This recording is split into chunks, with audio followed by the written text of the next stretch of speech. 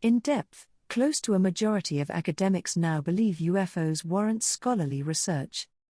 America's fascination with UFOs and extraterrestrials is deeply entrenched, with theories about government cover-ups and covert operations rife across the country.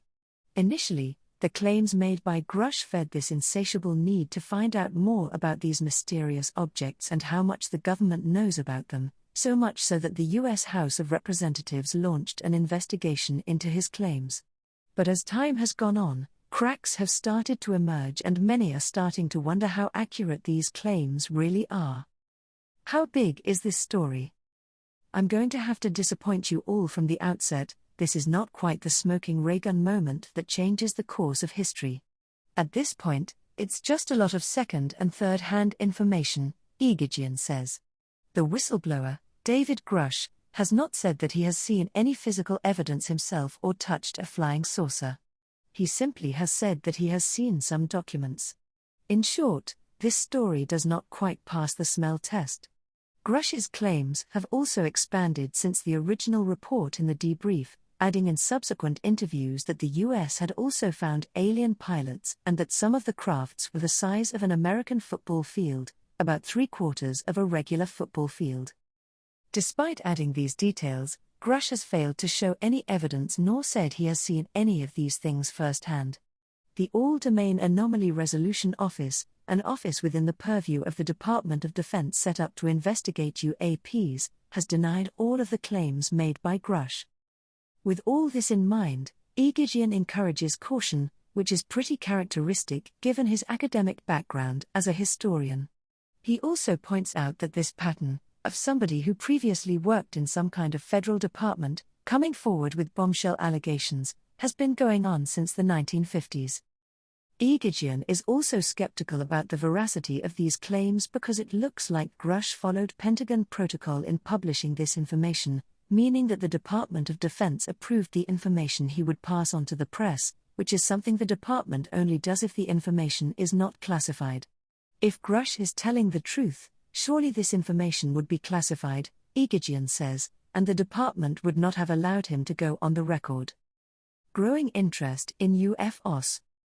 Historically, research into UAPs has been relegated to the space of conspiracy theories, with scientists dismissing evidence as unreliable sightings made by eccentric hobbyists. But in the last 6 years, following the revelations from an explosive New York Times report that uncovered the existence of a defunct secret Pentagon program set up to investigate unidentified flying objects, there has been surging interest in rigorously and scientifically examining these objects.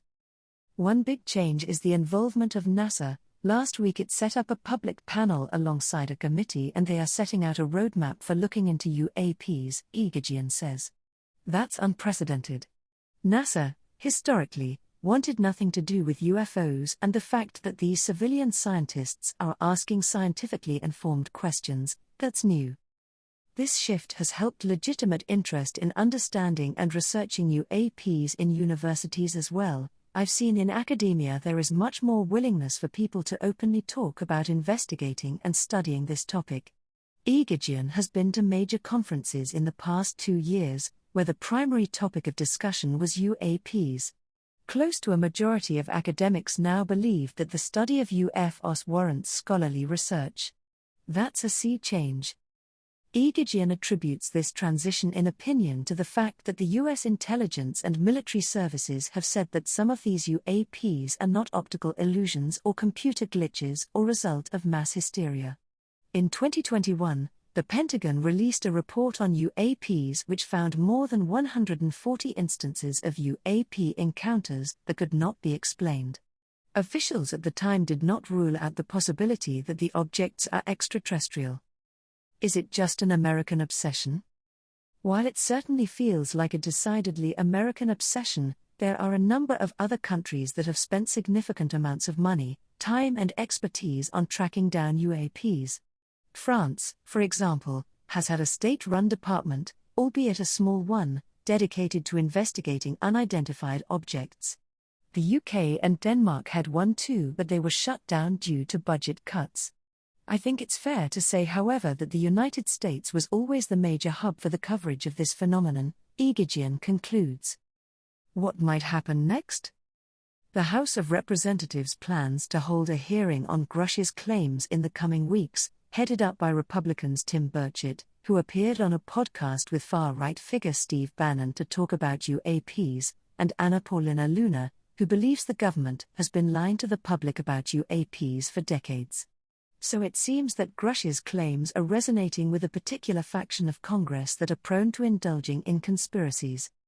For those more interested in evidence-based research, curiosity about UAPs continues to grow. Eghigian predicts far more buy-in from other academic disciplines. We'll likely see interdisciplinary research from a lot of different angles, scholars in social science, philosophy, religious studies studying this phenomenon, as well as the natural sciences. This is a transitional period for the study of UAPs. But, like everything else in academia, it will be a slow multi-pronged approach that does not yield the big wow moments that capture headlines. Until a flying saucer lands in front of the White House, that is. For the XZBN Broadcast Network and the X Chronicles newspaper, I am Brooke McGuire.